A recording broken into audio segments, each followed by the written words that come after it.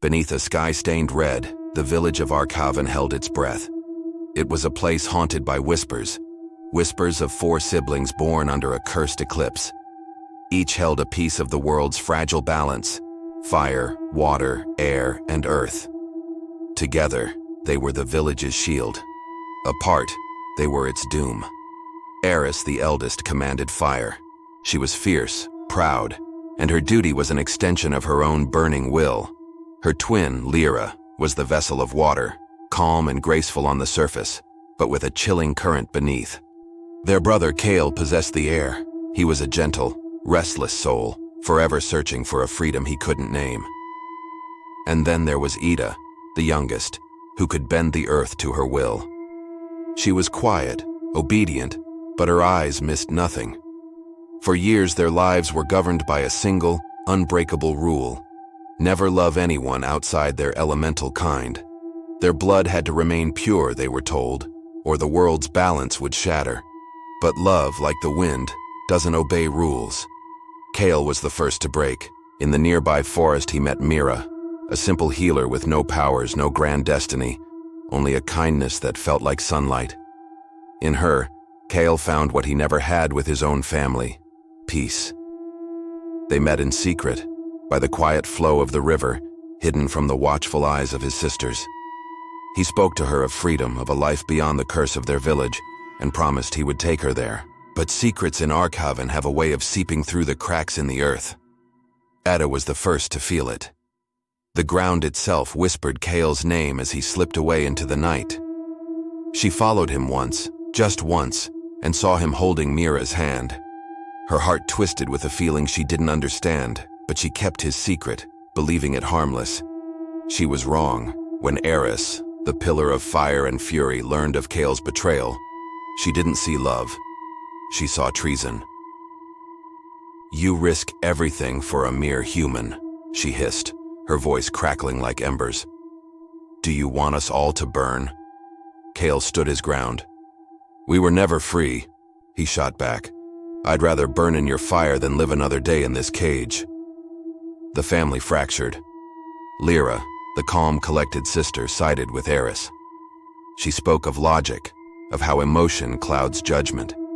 But her cool words were a mask for a raging envy. For years she had harbored a secret love for Kyle, a love with no name, no place, and no peace. Seeing him choose another shattered her quiet restraint. Eris demanded Mira's life. Kale pleaded for it. For days the siblings fought, and the world fought with them. Storms tore through the sky, rivers boiled in their beds, and trees burst into flame without a single spark. The elements raged, mirroring the chaos in their masters' hearts. One night, Kyle decided he had had enough. He ran, taking Mira with him. Ida, torn between loyalty and love, helped them escape through ancient tunnels beneath the mountain. But there is no escaping a wildfire. Eris and Lyra tracked them down with relentless fury. At dawn, on the cliffs above a burning forest, the 4 siblings finally met. The wind howled a mournful song. The earth groaned and cracked beneath their feet. Eris stepped forward, her eyes blazing with righteous fire. "She dies, Kale, and if you stand in my way, maybe you do too." Kale placed himself in front of Mira, a human shield against a god's wrath. "You'll have to kill me first." The air grew heavy, thick with unspoken tragedy. Lyra's calm voice finally broke, laced with a pain that cut deeper than any blade. "You ruined everything. You made me choose between my love and my duty." Before Kale could answer, Eris unleashed her power. A wall of fire roared to life, encircling them. Kale pushed Mira back and summoned a cyclone of his own.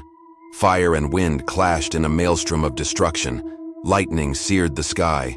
Ida screamed for them to stop, desperately trying to bind the fractured ground, but the earth itself was bleeding. Lava oozed from deep fissures in the stone. In the chaos, Mira stumbled, her feet slipping on the crumbling edge of the cliff. Kale lunged, grabbing her arm, but another hand grabbed her too, Lyra's. For a heartbeat, Kale's and Lyra's eyes met. In that instant, jealousy curdled into pure despair. Lyra whispered, her voice lost in the storm, "If I can't have you, no one will." and she let go. Mira's scream was swallowed by the roar of the elements. Kyle went utterly still. The air around him became a vacuum, silent and deadly. Something inside him had snapped. Then, he unleashed everything. A storm so violent it shattered the very mountain they stood on. Fire, water, and earth collided in a final apocalyptic blast. When the smoke finally cleared, the forest was gone. The sky was black. Ida crawled from the rubble, her body broken and burned. She found her sisters lying motionless. Eris's inner fire had been extinguished. Lyra's body was as cold as the depths she once commanded. Kale knelt between them, bleeding, his eyes hollowed out. He stared at Lyra's lifeless hand. "You killed her," he said, his voice a dead calm. "You killed them all." The ground trembled one last time. Ida reached for him, but her brother only offered a broken, empty smile. "Maybe this," he whispered, "is balance." He released the last of his power. The wind surged, a blade that scoured the valley clean, carrying away the ash, the stones, the bodies, and finally himself. When the village elders arrived, they found nothing but silence and a landscape of ruin. Only Ida remained, the last witness, sitting on a throne of cracked, lifeless earth. She never spoke another word. Years later, the people of Arkhaven still whisper the tale of the four who broke the balance. Every night, the sky above the valley still glows faintly red, like a wound that refuses to heal.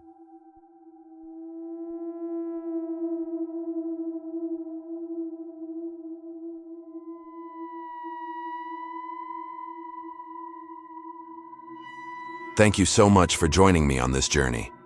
If you enjoyed this story, please consider liking this video and subscribing for more tales from the forgotten corners of the world. See you next time.